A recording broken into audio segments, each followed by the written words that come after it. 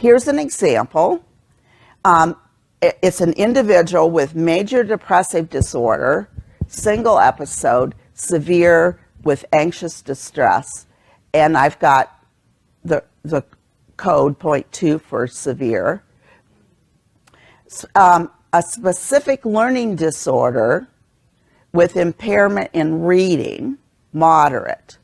This is the code for 0.0 is the selection for with impairment in reading.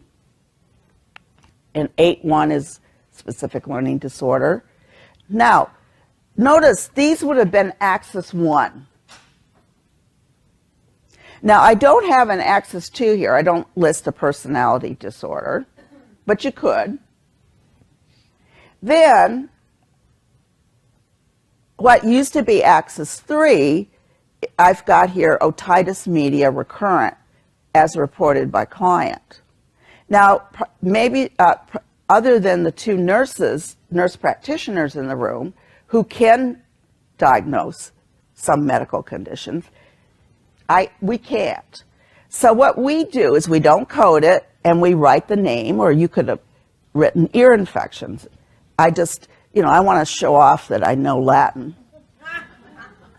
And recurrent as reported by the client. Or it might be as diagnosed by Dr. So-and-so. But it's relevant, maybe, to the treatment, and so I put it up. And then what used to be axis 4, notice I have a educational problem. And so, but instead of those being V codes, they changed them to Z codes. Now, why did they do that? I don't know. V was okay. And so I have the educational problem there. Now notice if I had just submitted diagnosis as major depressive disorder, look at how much more I know about the diagnosis. And all of this I'm going to be dealing with. One, I want to make sure the person, and I assume it's a young person who's in school, doesn't have hearing impairment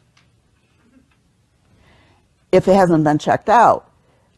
And knowing that they have impairment in reading and knowing that they may have these things, and of course there's an educational problem, tells me a lot more about the major depressive disorder and the anxiety, perhaps. Okay?